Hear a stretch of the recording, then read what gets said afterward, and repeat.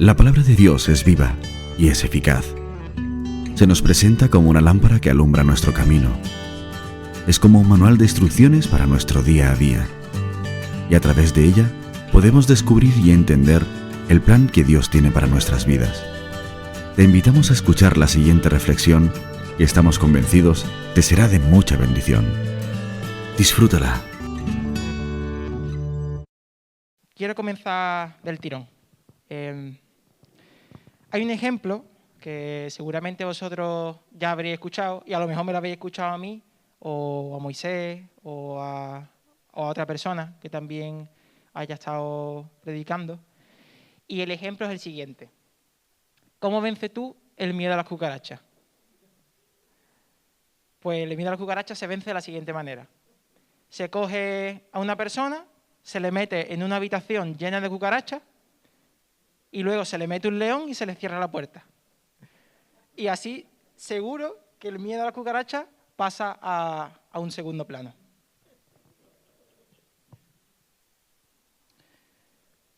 Bueno, pues teniendo en cuenta este ejemplo, os cuento que he estado leyendo hasta ahora un libro que se llama Cuando la gente es grande y Dios es pequeño. Y la verdad es que es un libro muy bueno, habla sobre el temor al hombre y sobre cómo vencerlo. Así que si ese es un tema que os preocupa o os inquieta, pues podéis buscarlo y leerlo porque la verdad es que es de mucha bendición. Y bueno, ya no solo yo quiero tratar en el día de hoy con el tema del temor al hombre, sino sobre todo con el tema del temor a Dios, que es lo más importante. Yo quiero, y este es mi propósito, que vivamos asombrados por Él, que aborrezcamos nuestro pecado, que nos preocupemos más por obedecerle a Él que por la opinión ajena. Que atesoremos el temor de Dios y que nos deleitemos en Él, o sea, que lo disfrutemos. Ese es mi propósito. Y alguien podría decir, bueno, ¿y para qué quiero yo temer a Dios? ¿No tenemos suficiente ya con el COVID, con las cucarachas, con los terremotos y con tantas cosas que pasan en este mundo? Bueno, el temor a Dios no es solo temor de miedo, sino que es un respeto y una reverencia a Él. Y normalmente cuando hablamos del temor a Dios nos referimos a eso. Respetarle y reconocerle por quien Él es. El autor de este libro dice, la clave para aprender el temor del Señor es permanecer en la Escritura. Cuando estés en la Escritura, ora para que Dios te enseñe que Él es el santo. No cualquiera, sino el santo. No obstante, para eso necesitamos contemplar a Dios. Que yo no sé si el grupo de alabanza ha escogido la canción pensando en la predicación, no sé si la había escuchado, o sea, si había escuchado que el título era ese, pero este es el tema de la predicación. Contemplarle a Él. Y contemplarle no es lo mismo que verle. Yo ahora mismo os veo a vosotros, pero si me quedo mirando a alguno de vosotros con más atención, es porque estoy contemplando algo en vosotros. Es como, por ejemplo, cuando tú estás al lado de una cascada enorme, no he tenido la oportunidad de estar al lado en persona, pero sí de verla por la tele o en algún vídeo. Y realmente esa cascada, tú puedes verla, puedes ver que es muy grande y todas esas cosas, pero realmente cuando la contemplas es cuando queda maravillado por su grandeza, por el sonido del agua reventando contra la roca, por lo bonita que es. Y al mismo tiempo que puedes tener un poco de temor porque es muy grande y te sobrecoge, la disfrutas. Pues eso es lo que yo quiero que suceda con esta predicación. Que nosotros observemos ahora y contemplemos al león de la habitación. Que contemplemos a la cascada. Que contemplemos a Dios. Y el título de la predicación es Contémplale. Y vamos a estar viendo el Salmo 139, la primera mitad en concreto. Salmo 139, versículo 1 al 12.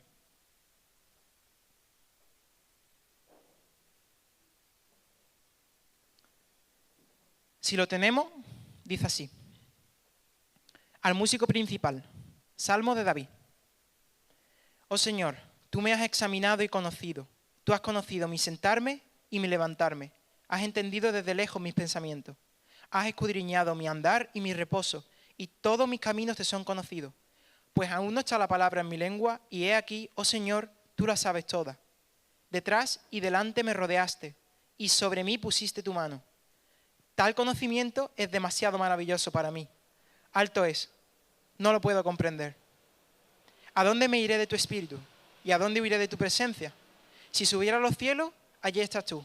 Y si en el Seol hiciere mi estrado, allí tú estás.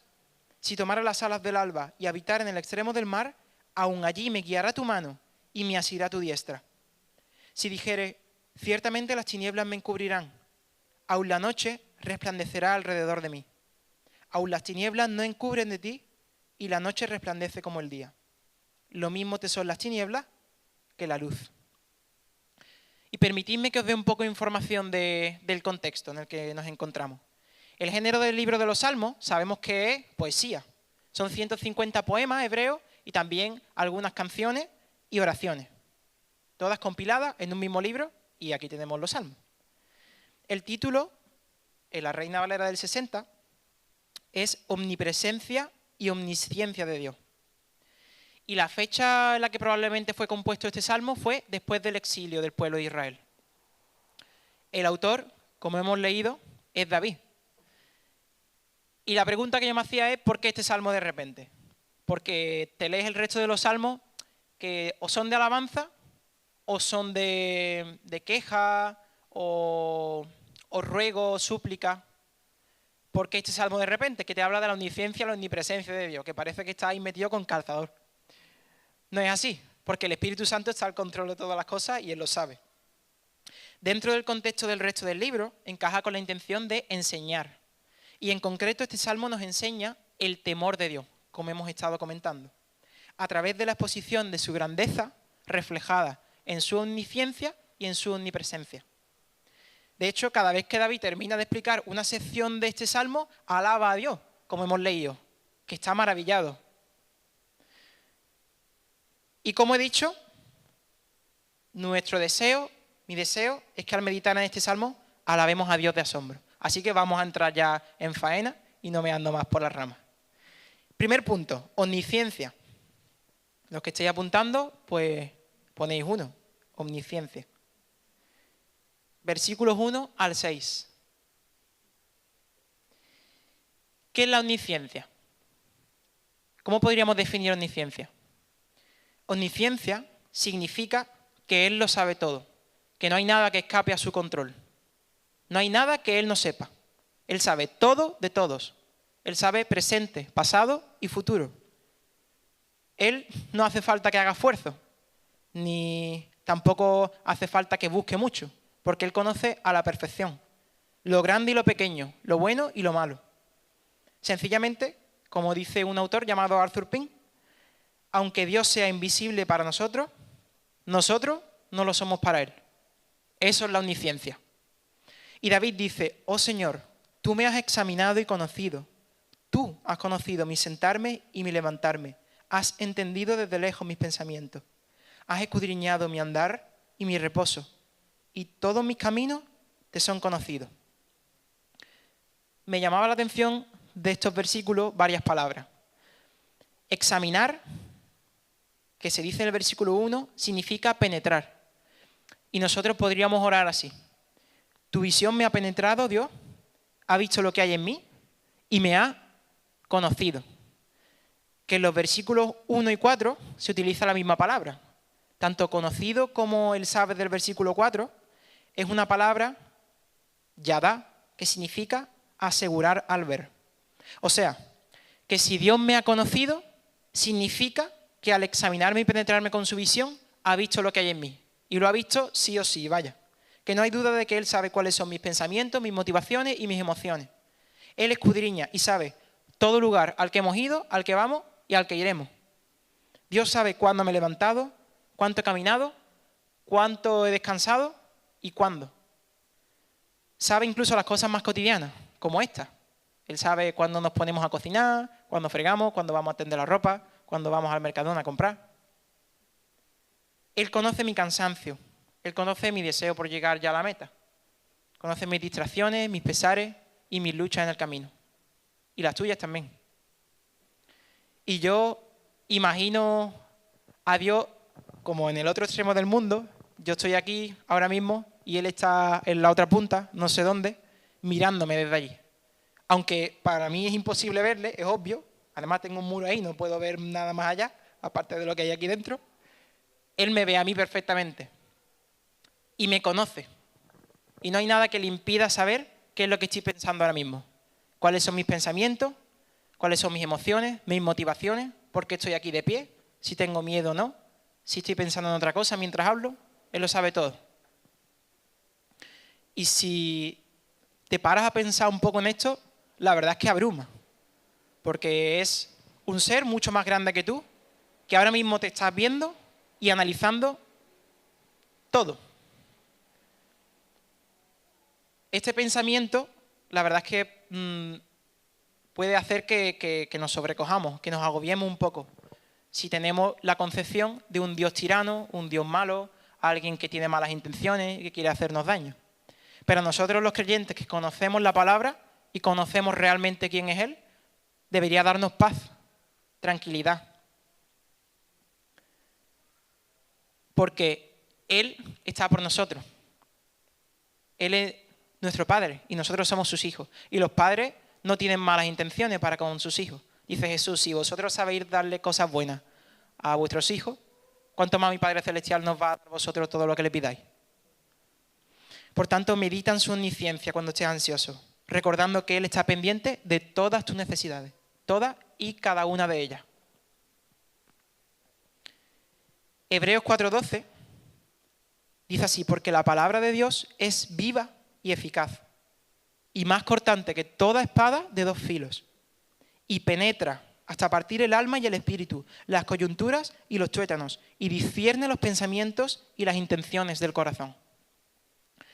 Dios penetra, o sea, alcanza lo que desee de mí. No hay para Él ningún obstáculo que le permita conocerme, ninguno. Para Él no hay ningún pensamiento, motivación o emoción oculta. Y parece redundante, pero así nos queda claro. Incluso puede estar oculto para mí, puede que yo no conozca realmente mis pensamientos, motivaciones y emociones, pero Él sí lo conoce. Y Dios discierne, no solo penetra, sino discierne. Discernir en el idioma original aquí es decisivo. O sea, que cuando Él discierne, dice que nuestros pensamientos y emociones son estos. ¿Tú tienes estos pensamientos? Así es. ¿Tú tienes estas emociones? Así es. Él decide. O sea, da en la diana, mejor dicho. No se equivoca. No dice que nosotros tenemos tales pensamientos y después estamos pensando en otra cosa. O no dice que nosotros estamos con una motivación mala y se equivoca. O con una buena y también se equivoca. Él da en la diana. Y una cosa, ¿no te pasa a ti que muchas veces piensas y dices, bueno, ¿por qué tengo estos pensamientos? O a veces sientes algo y no sabes por qué sientes lo que sientes. A mí me pasa un montón, la verdad. Y a veces es como, si soy yo mismo, ¿por qué no me entiendo a mí? Es normal que a lo mejor no entienda a otra persona, pero si soy yo debería conocerme. Pues ni aún así. Sin embargo, Él nos conoce. Y si esto es así, entonces ¿por qué no pedirle ayuda para que nos ayude a entendernos? De hecho, si queremos crecer en el temor del Señor, que es el tema de nuestra predicación, necesitamos conocernos a nosotros mismos. Cuando nos autoexaminamos a la luz de la Biblia y con ayuda del Espíritu Santo en oración, Él nos muestra el pecado que hay en nosotros, el pecado que no conocemos. ¿Y esto para qué? ¿Para darnos con un látigo en la espalda? No, sino para que Él nos ayude a verle con más claridad, que nos ayude a contemplarle con más claridad. Porque cuando nosotros vemos nuestro pecado, contrasta con su santidad. Cuando yo veo mi cobardía, contrasta con su valentía. Cuando yo veo mi debilidad, contrasta con su fortaleza. Y Pablo dice, cuando soy débil, entonces soy fuerte, porque Él es fuerte en mí. David sabía esto y en este mismo salmo oró, Examíname, oh Dios, y conoce mi corazón. Pruébame y conoce mis pensamientos. Y ve si hay en mí camino de perversidad y guíame en el camino eterno. Así que pídele a Dios esto, que te examine, que te ayude a conocerte realmente.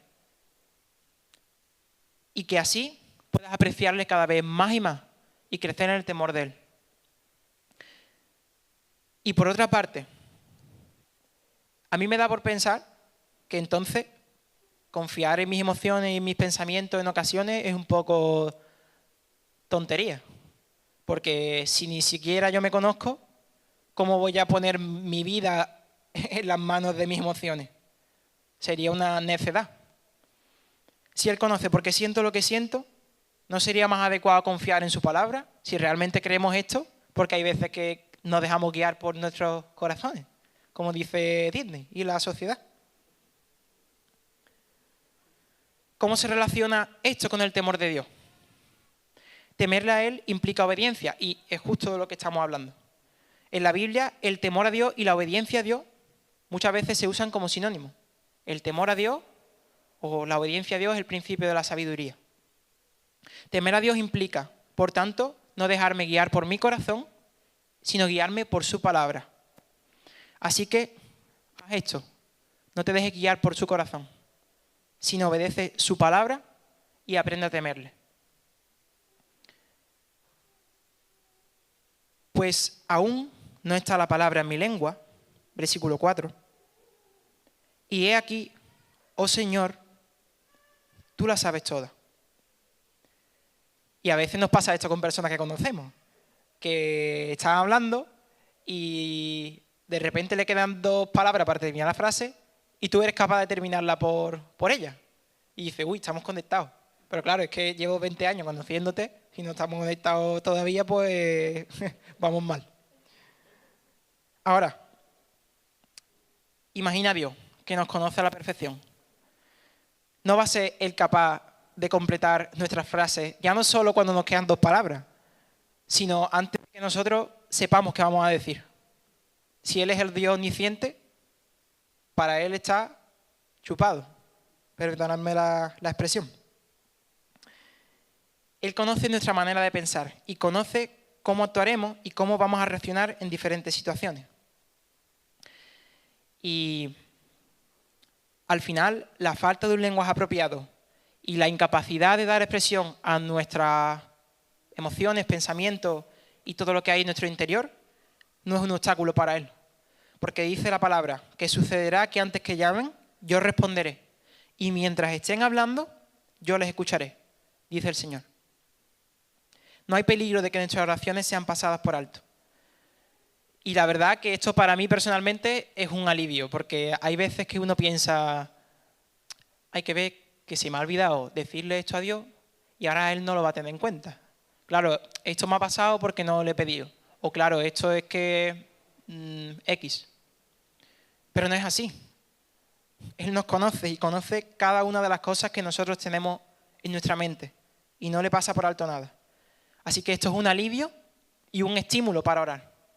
Si te preocupa eso, no te preocupes y ora porque Él te escucha y te conoce. Y me hacía otra pregunta al leer este versículo.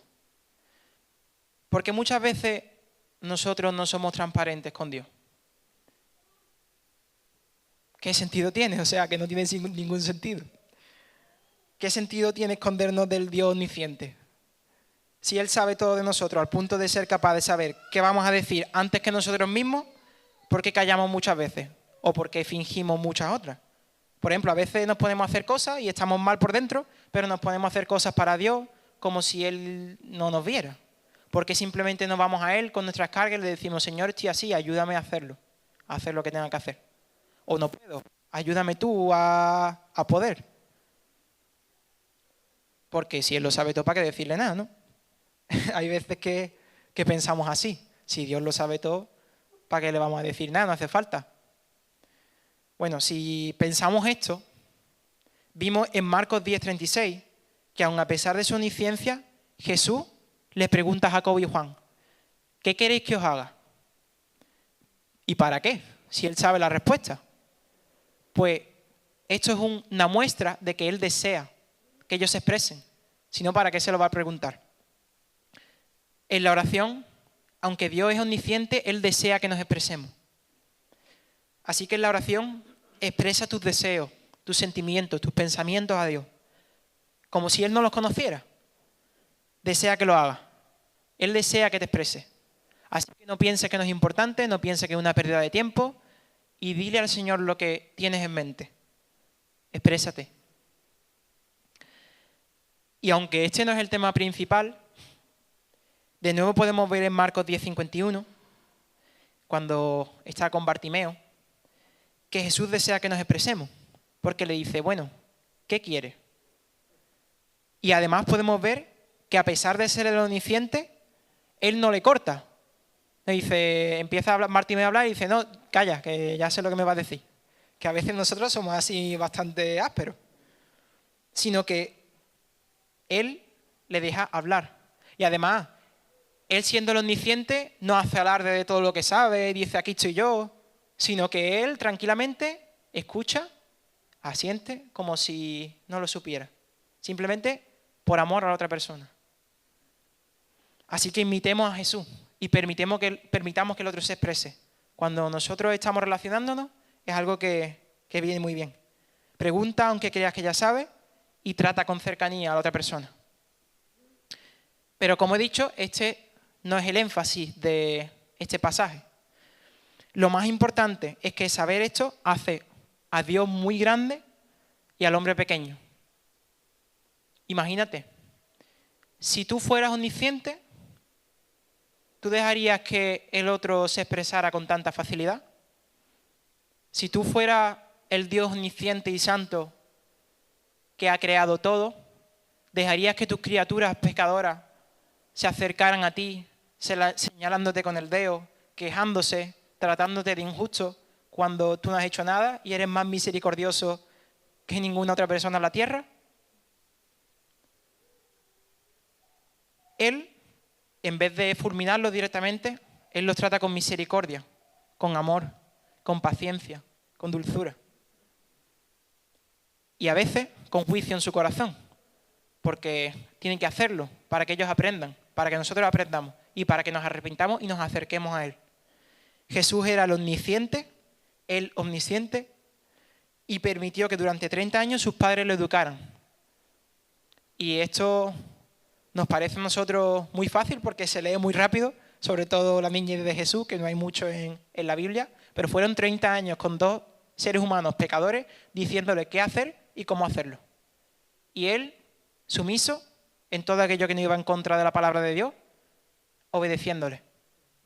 A Él no se le subió a la cabeza y en realidad es el único al que podría subírsele. Tú y yo, sin embargo, pues como decía, sabemos algo y del tirón cortamos al otro, lo tratamos con juicio, lo tratamos con arrogancia o no dejamos que nos aconsejen. Nos falta humildad. Pero Dios, que es el Dios omnisciente, no es así, sino que Él es el más humilde de todos. Así que imitémosle. Imitemos al Dios grande y hagámonos también así pequeños nosotros. Detrás y delante me rodeaste, continúa David, y sobre mí pusiste tu mano. Rodeaste es la misma palabra que se utiliza para roca, peña, piedra y refugio en otras partes del Antiguo Testamento. Dios me rodea por todo lugar como un refugio. Y yo, cuando decía detrás y delante me rodeaste, me lo imaginaba con sus manos poniéndolas alrededor de mí y literalmente rodeándome, no permitiendo que nada me haga daño. Además, Él nos dice, no dará tu pie al resbaladero, ni se dormirá el que te guarda. Como decíamos antes, en lugar de agobiarnos y pensar que Él es tirano, que Él es malo, que Él es todo aquello que nosotros somos, y que Él nos priva de libertad, debemos reconfortarnos al pensar que Él nos rodea. Nada puede pasarnos a menos que primero pase por estas manos, por las manos de Dios. Así que medita en esto, piénsalo, y verás que reconforta tu alma. Y pide al Espíritu Santo que te ayude a creerlo. Ante todo este conocimiento, llegamos al final de este primer punto y lo único que podemos decir es lo que dijo David en el versículo 6. Tal conocimiento es demasiado maravilloso para nosotros. Es muy alto, no podemos comprenderlo. Aunque lo hayamos normalizado, no es comprensible que el Dios omnisciente y tan grande tenga tanto amor por unas personas como nosotros.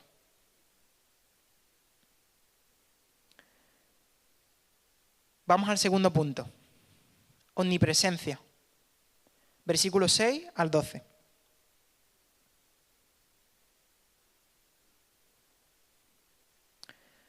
¿Qué es la omnipresencia? La omnipresencia significa que Él está al mismo tiempo en todo lugar. Significa que no es que una parte de Dios esté en España y otra parte en China, sino que Dios está en España y en China. Y además no está solo una parte suya, sino que está completamente en cada lugar. Dice Paul Washer, aunque el universo no puede contenerlo, Dios está presente en toda su plenitud, en todo lugar. Imagínate un vaso al que tú le echas agua, llega al tope y el agua sigue rebosando. Pues eso es lo que sucede con Dios y el universo. El universo es el vaso y Dios es el agua. El universo no puede contener a Dios. Y cuando estaba pensando en esto esta semana, me quedaba asombrado, realmente. ¿A dónde me iré de tu espíritu? ¿A dónde huiré de tu presencia? Si subiera a los cielos, allí estás tú. Y si en el Seol hiciere mi estrado, he aquí, allí tú estás. Dios está en el cielo y Él está también en el infierno. ¿En el infierno? Podemos pensar, ¿realmente Dios está en el infierno? ¿Qué sentido tiene eso? ¿No es bueno Dios? ¿Y en el infierno están las personas malas? Sí, Dios está en el infierno porque el infierno también es de Dios. Hay un teólogo que se llama Louis Berghoff y habla del infierno de esta manera, como una ausencia total del favor de Dios. Esta descripción del infierno sería algo más exacto respecto al cielo, porque el cielo provee bendición y plenitud no por estar espacialmente más cerca de Dios, como yo lo estoy de Fede, sino por estar en plena y constante comunión con Él. Eso es el cielo. El infierno se asocia con una completa falta de bendición causada por la ruptura de la comunión con Dios, dice. Y repito la frase, el cielo provee bendición y provee plenitud, no porque yo esté más cerca de Dios, sino porque estoy en completa comunión con Él. Y cuando hablamos de cercanía, no es cercanía física, sino espiritual, que mi corazón está más cerca de Él. Y yo he escuchado, hablando con gente, decirle, o mejor dicho, que ellas digan que esto que estamos viviendo ya es el infierno. Hay muchas personas que piensan así. No, si esto ya es el infierno con todas las cosas que hay, las guerras, las pandemias, la maldad de los hombres, esto ya es el infierno. Esta persona, en palabras de David, dirían, nuestro estrado está en el Seol. Esto ya es el Seol. Pero no podemos decir que la tierra es el infierno, porque aunque haya veces, y muchas veces, que pasemos por cosas malas y veamos cosas feas, creyentes y no creyentes disfrutamos de lo que en teología se denomina gracia común. La gracia común es la gracia de Dios mediante la cual Él da a las personas innumerables bendiciones que no son parte de la salvación, dice Wayne Grudem. O sea, por esta, Dios hace salir su sol sobre justos e injustos, sobre malos y buenos, y hace llover sobre justos e injustos, sobre malos y buenos. Aunque Él es omnisciente y conoce todas las maldades que hay en nuestro corazón, todos malos e injustos, es tan misericordioso que hace salir el sol y hace llover sobre ellos. Ese es el Dios que tenemos. Ese es el Dios omnisciente y misericordioso. Aun cuando solo nosotros nos merecemos el infierno, Él nos da el cielo. Y os recomiendo que veáis un documental que se llama Human. Se lo he recomendado ya a varias personas porque la verdad es que me parece muy bueno. Está en YouTube, gratis completamente. Y la verdad es que es un trabajo muy bueno y que deberíamos considerarlo para, bueno, que puedan seguir haciendo material de ese tipo. Y recordando una parte de ese documental, digo, esto me vale como una ilustración para esta predicación. Así que vamos a ver ese pequeño vídeo. अब घर में ना कुछ रही आदमी अब तो उहे नो जाई बाहर है तो चूहा का बियलिया में से काढ़ी तो वो आदमी कही हाँ चूहा का इथी में बा तो काढ़े जाए इथी करे जाए धरे जाए खाँची में तो हो ही एक बोरा तो लेकर हमने के आब जा तो फिर बिहान वाला खाना कह जरे सौकारे बना लो से चल तो धान मिली। देखो भगवान का मुँह चीरल है इतना सारा हमने के अनी जा भगवान तकले तो हमने के दिले न तो लेके आब जा घूमत रह जा कौन भगवान ताक दिया तो हमने के मिल जाए चलिए आब जा चूहा का बियल में से लेकर। La verdad es que es un pequeño fragmento, pero creo que nos hace pensar. Esta mujer, que probablemente no sea cristiana, da gracias a Dios. Ella es capaz de reconocer su gracia común, aunque este sea un término que no utilice nadie. Porque la realidad es la misma para todos. Dios la ve perseguir ratas y el producto de esa gracia son esos granos de arroz que ella consigue. Si lo analizamos fríamente, sin ponernos a pensar nada más allá, esa mujer no puede decir que Dios es injusto, porque esa mujer no merece nada de Dios, no porque sea ella, sino porque ninguno lo merecemos, ninguno de los seres humanos. Sin embargo, como ha dicho, efectivamente Dios es bueno, porque le permitió encontrar algunos granos de arroz. Ese arroz, como hemos dicho, es producto de la gracia común, porque de no ser porque Dios hace salir su sol sobre justos y sobre injustos, esa mujer no habría conseguido nada que llevarse a la boca, ni ese día, ni ninguno de ellos. ¿Y esto cómo se relaciona con el temor a Dios? ¿Cómo se relaciona con el propósito de esta predicación? Esa mujer atrapa granos de arroz persiguiendo ratas hasta su madriguera. Y nosotros, que realmente lo tenemos todo, y solo tenemos que ir al supermercado y conseguirlo, o si estamos en peores situaciones, ir al banco de alimentos y pedir alimentos, que aquí gracias a Dios hay, no somos la mitad agradecidos. Y hablo por mí mismo, vaya. Meditar en esto debería producir en nosotros asombro, convicción de pecado, arrepentimiento y gratitud. El cielo que podemos disfrutar no tiene ni punto de comparación con el que disfrutaremos allí, pero igual el infierno no tiene punto de comparación con el que podríamos sufrir allí. Y perseguir ratas yo creo que es el mínimo de los sufrimientos que tendrán que disfrutar sus habitantes. Y lo que ha hecho Dios es librarnos del infierno, librarnos de perseguir ratas y darnos el cielo, darnos una herencia que no se contamina, una herencia que no se corrompe, una herencia que podremos disfrutar eternamente y para siempre. Y esa herencia es Cristo mismo. Ser conscientes de su gracia nos debería llevar a decir: gracias, Señor, porque tú me has librado del infierno y porque me has dado el cielo. Y además, esto que estamos viviendo aquí, lo estamos viviendo ahora. Pero además aquí también podemos disfrutar de pequeños cielos, porque nos comemos un trozo de nuestra comida preferida y la disfrutamos, nos damos un paseo por la playa, estamos juntos disfrutando del fútbol y de otras cosas. Aquí podemos disfrutar pequeñas partes del cielo. Y si quiere, acompáñame con esta oración. Señor, yo quiero estar en comunión contigo. Si no lo estoy, significa que vivo parte del infierno en la tierra. Y si lo estoy, significa que vivo parte del cielo en la tierra. Y cuando esté en el cielo, voy a disfrutar de una plena comunión contigo por la eternidad. Eso es el infierno, no disfrutar nunca más de la comunión contigo. Pero eso es el cielo, disfrutar de la comunión contigo por la eternidad. Amén. Si tomara las alas del alba, continúa diciendo David, y habitar en el extremo del mar, aun allí me guiará tu mano y me asirá tu diestra. Y digo yo, ¿qué es esto de las alas del alba? ¿Será una expresión que utilizaban antiguamente en el Antiguo Testamento y los judíos, yo qué sé, hablaban así?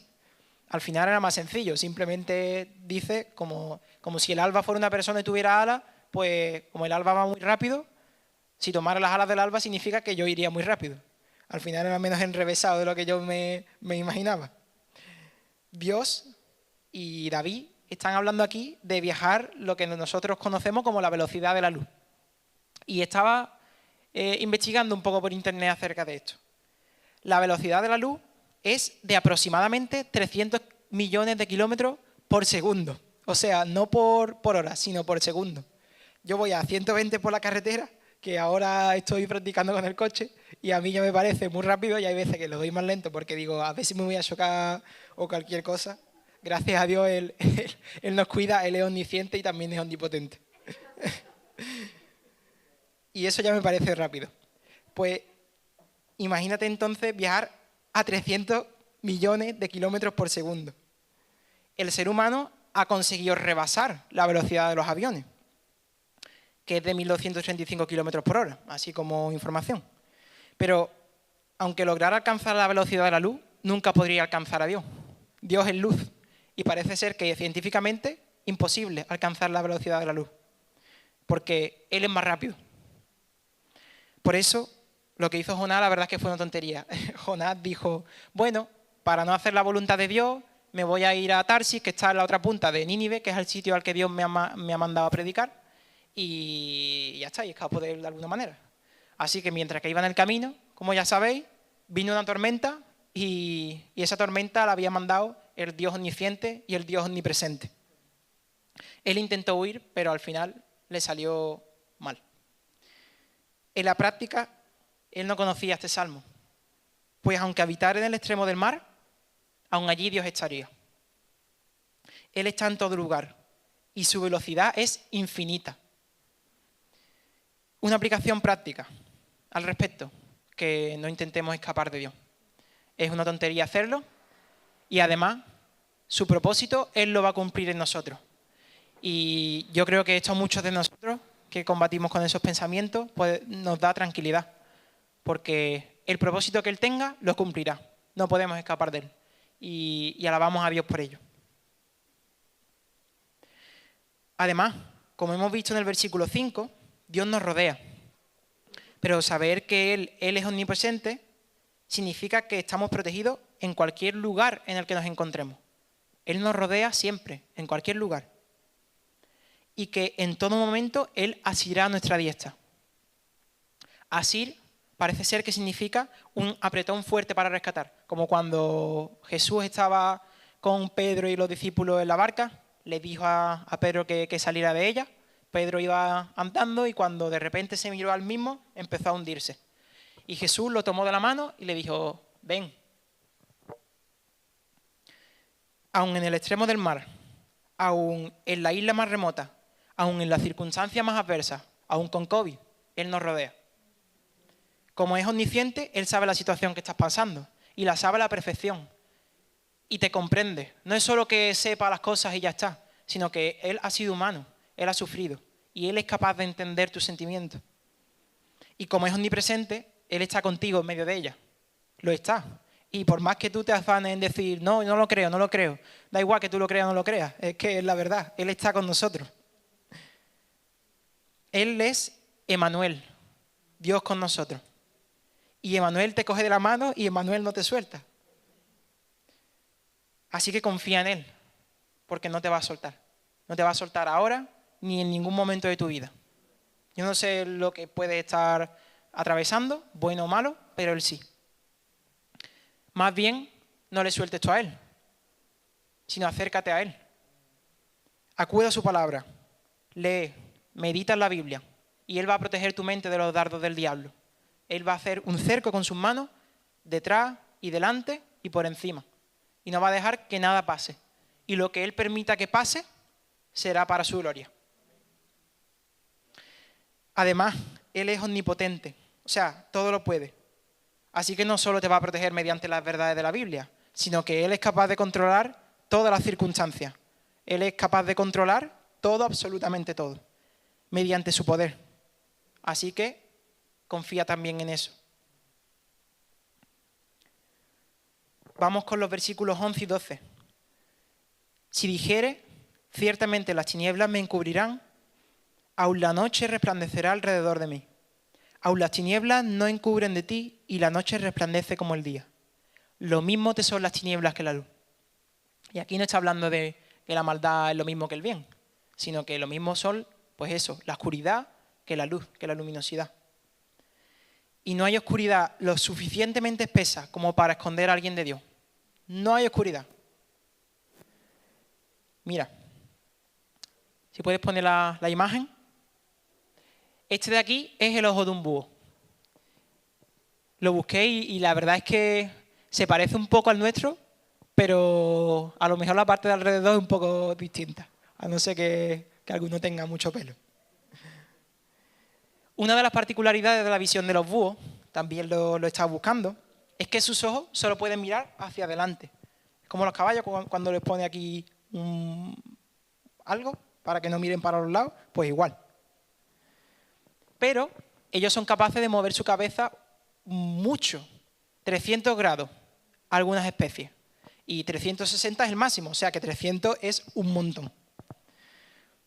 Además, cuentan con una de las mejores visiones en el reino animal. O sea, los búhos son capaces de ver a lo lejos y ya no solo en la luz, sino en la oscuridad. Ellos son capaces de identificar fácilmente a su presa, sabiendo en todo momento su localización, su tamaño y la distancia a la que se encuentra. Aún así, ni el más impresionante de los búhos se puede comparar con la visión de Dios. Además, el búho ha sido creado a su imagen. O sea que algo nos dice de Dios. Si puedes pasar. Esta de aquí es la nebulosa de la hélice y también es conocida comúnmente como el ojo de Dios. Mírala un momento, contémplala. Yo ahora mismo, como ya he estado viéndola varias veces, mi mente ha dicho, vale, sí, es una galaxia. Pero la primera vez que lo vi, realmente me dio un poco de cosa, como diciendo, o sea, sabemos que no es el ojo de Dios realmente, pero te quedas mirándolo y parece un ojo de verdad. Hablando de años luz, esta se encuentra a 680 años luz de distancia de la Tierra. Y como hemos dicho, sabemos que no es el ojo de Dios, pero incluso si lo fuera, Él nos vería a 680 años luz. Y con esto me gustaría terminar. Este Dios tan grande fue llamado el Dios que me ve. En Génesis 16, Agar le da este nombre. Agar era la sirvienta de Sarai. Sarai y Abraham, como algunos sabemos, eran una pareja a la que Dios le había dicho: vosotros vais a tener un hijo y vais a tener una descendencia más grande que las estrellas del cielo y que la arena del mar. Mucho, mucho más grande. Sin embargo, el problema era que ellos dos eran muy mayores. Podrían tener, no sé, 90 años, 80, 100. Eran muy mayores y a esa edad probablemente no puedas tener un hijo. Así que, ¿qué fue lo que hizo Sarai? ¿Cuál fue su genial idea? Decirle a Abraham: mira, Abraham, ven, te voy a decir una cosa. Yo creo que no me voy a quedar embarazada porque soy muy mayor, no confío en Dios. Eso no se lo dijo, pero probablemente no confiaba en Dios. Aquí tengo una sirvienta, se llama Agar, no sé si la conoces, ten relaciones con ella y dame un hijo a través de ella. Y Abraham dijo: pues venga, vale. Así que Agar se quedó embarazada. Y claro, al quedarse embarazada, el marido de su señora empezó a mirar a Sarai con desprecio. Y Sarai, como no quería tolerar eso, empezó a tratarla con odio. Y Agar, en una casa 24/7, teniendo que servir a una persona que la trataba con odio, dijo: yo me voy. Y se fue. Se fue de su casa. Y comenzó a huir hacia el desierto. Y por allí estaba vagando, sin esperanza, hasta que de repente el ángel del Señor la vio. En Génesis 16 no se habla de un ángel cualquiera, sino de el ángel. Y algunas personas piensan que dicho ángel era Cristo mismo, tanto por el ángel como por las cosas que dice y las cosas que le dice a Agar. Y yo pienso igual, la verdad. O sea, Dios mismo la vio, le habló y la bendijo. Y por eso Agar dijo: tú eres el Dios que me ve. Y nosotros vagábamos por el desierto, igual que Agar. Nosotros vagábamos sin rumbo y sin esperanza. Muchos llaman a esta vida el infierno, como hemos dicho, pero realmente el infierno es lo que nos tocaría después de este desierto. Esta tierra, que fue llamada buena en un principio por el Creador, por el Dios omnisciente y omnipresente, nos la cargamos nosotros y la convertimos en un desierto. Por eso vagamos sin rumbo. Pero, y muy importante, los pero, y eso ya lo tenemos claro desde luego en esta iglesia. Él nos vio, Él tuvo misericordia de nosotros. Él se acercó a nosotros a hablarnos y a bendecirnos. Igual que hizo con Agar. Jesucristo nació en este desierto. Él decidió venir a esta tierra y nacer. Él decidió hacerse humano.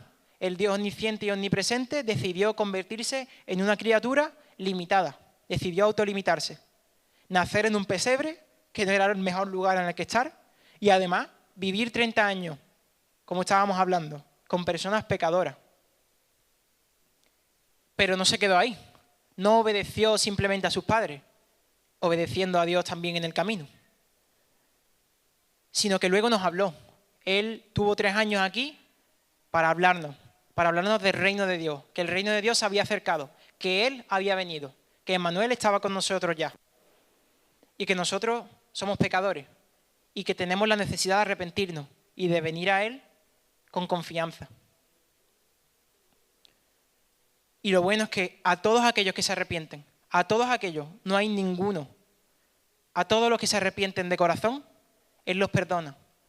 A todos aquellos que creen en Jesucristo como su Señor y como su Salvador, Él les dice, ven aquí, y los agarra de la mano.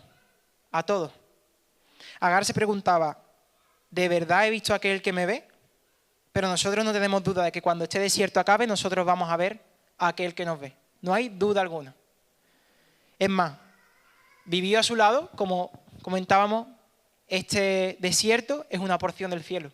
Porque no solo disfrutamos de la comida, de la playa y de tantas otras cosas, sino que disfrutamos de gracia sobre gracia, que es Cristo mismo.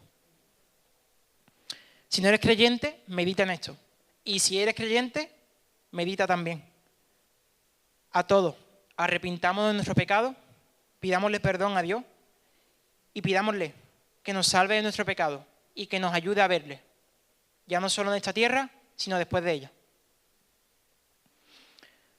Entonces, Él es omnisciente y Él es omnipresente. Y si esto no nos asombra, pues la verdad que no sé qué más puede hacerlo. No sé qué más podemos decir para realmente asombrar nuestros corazones. Y esta, sinceramente, es una de las oraciones que yo más hago, que Dios me asombre. Como os he dicho, he visto esa nebulosa, ya la he visto 3 veces y ya, pues, bueno, sí, ya la conozco. Pues con Dios puede que nos pase lo mismo. Como hemos leído la Biblia 3 veces, pues ya decimos, bueno, ya conozco a Dios. Pero Él tiene mucho más que darnos. Él tiene mucho más. Y Él quiere que lo experimentemos. No solo que lo veamos, sino que lo contemplemos. Y además, Él desea que lo disfrutemos, que obedezcamos a Dios con gozo, con alegría en nuestros corazones. Contempla estas verdades. Contempla que Él es el omnisciente, quien sabe todo de todos y de todo. Y que al mismo tiempo lo sabe todo de ti y tiene misericordia de ti. Y te trata con amor, con paciencia, que es humilde, que te permite expresarte. Él es el omnipresente, pero está al mismo tiempo que por completo en todo lugar, está también dispuesto a ayudarte, dispuesto a hacer un cerco alrededor tuya y convertirse en aquel que te coge de la mano y no te suelta, que te guía siempre, que te cuida siempre. Como he leído, no es solo que Dios lo conoce todo, sino que Él me conoce a mí. No es solo que Dios está en todas partes, sino que Él está en todas partes conmigo. Y ese mismo Dios se ha hecho un ser humano y ha muerto por cada uno de nosotros, los pecadores que estamos en esta tierra. Ha tenido misericordia, ha enviado a su Hijo y nos ha salvado. Así que si realmente crees esto, pídele perdón y ve a Él con tranquilidad, pudiendo expresarte, porque Él es el omnisciente, pero Él desea que lo haga. Cuando Dios nos permita a nosotros, a cada uno de los que estamos aquí y a mí contemplarle a Él, la verdad es que vamos a disfrutar mucho, muchísimo. Y además, Nos preocuparemos más por obedecerle a Él que por la opinión ajena. Se cumplirá la oración que nosotros hacíamos al principio. Aborreceremos nuestro pecado y nos deleitaremos en Él. Así que así sea. Y antes de que terminemos este tiempo, me gustaría que tuviéramos un tiempo para meditar. A mí realmente me ayuda mucho eso, meditar en la palabra, reflexionar en lo que he escuchado. Porque muchas veces los domingos hay mucha información, mucho conocimiento. Hay veces que cosas no terminas de comprenderlas del todo. Pero cuando tenemos un tiempo para sentarlo es cuando Dios nos asombra.